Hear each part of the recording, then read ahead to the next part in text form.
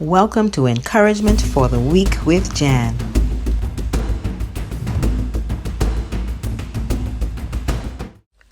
What really motivates you to decide and choose to do the things you do? What's the true reason behind doing what you do? Proverbs chapter 16 verse 2 says, "People may be pure in their own eyes, but the Lord examines their motives." This verse implies that people are blind to their own faults. You may take an action that seems to be right and good to you, and it could very well be a good thing that you're doing. But what was it that really and truly motivated you to do it? Were your motives pure? Since this is the beginning of a new year, I'll use a couple examples of New Year's resolutions. Two of the more popular resolutions are to lose weight and to exercise more. Now, losing weight, if needed, is good. So is exercising. But is your motive to do so pure? Are you wanting to lose weight and exercise to be a good steward of the body that God gave you? Is it your desire to stay healthy, keep your body in optimum condition and fit to carry out the work of the Lord? Or is pride driving your desire to be fit? Deep down, you really want to draw attention to you and your body so folks could admire those abs and curves that you will be developing. Just saying.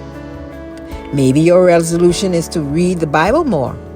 So, is your motive to read the Bible more often just to say you read it and appear to be more spiritual than you are? Or will you be reading and studying the Word to develop a relationship with God, or to deepen and strengthen your relationship with Him if you already have one? Some folks plan to pray more. Prayer is good, but once again, make sure the underlying motive for your prayers are pure. James chapter 4 verses 2 to 3 tell us, "You do not have because you do not ask God. When you ask, you do not receive because you ask with wrong motives, that you may spend what you get on your pleasures." God examines the heart, and if your motives are wrong, your prayers will not be answered.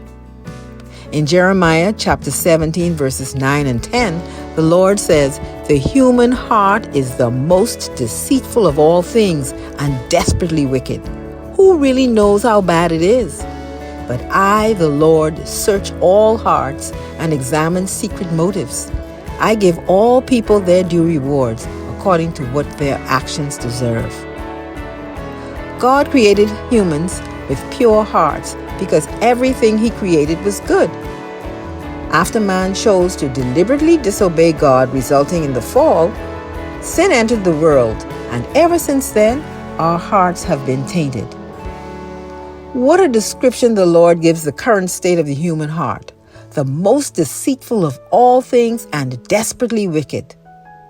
Alternate terms used for desperately wicked in other translations of the Bible are desperately sick, beyond cure, perverse, exceedingly corrupt, mortally sick, too sick to be healed, and incurable.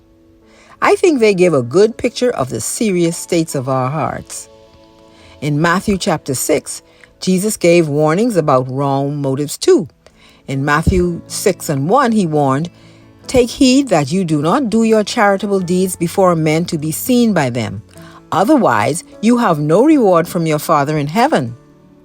A further warning in the same chapter, verse 5 says, "And when you pray, you shall not be like the hypocrites, for they love to pray standing in the synagogues and on the corners of the streets, that they may be seen by men.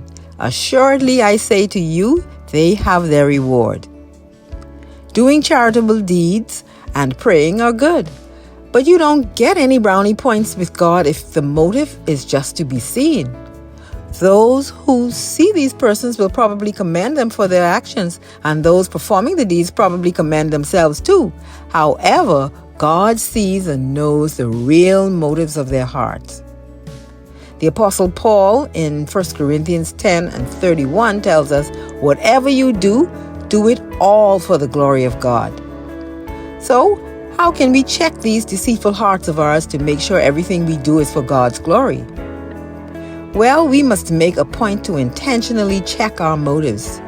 We have to choose to trust God and not our hearts as the world would have us do. A good practice is to present ourselves and our plans to God and ask Him to search our hearts and reveal anything that doesn't glorify Him.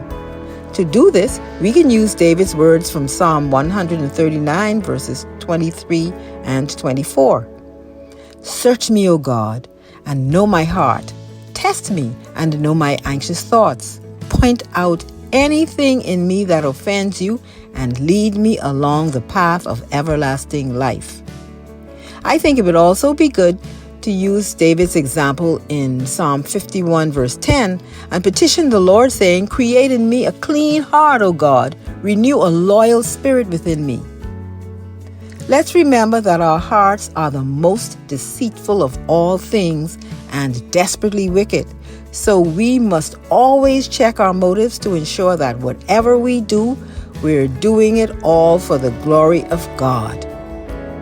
If this message has been an encouragement to you, please share it. And if you haven't done so already, please subscribe to my YouTube channel where you will find this and previous messages of encouragement. Thank you, and God bless you.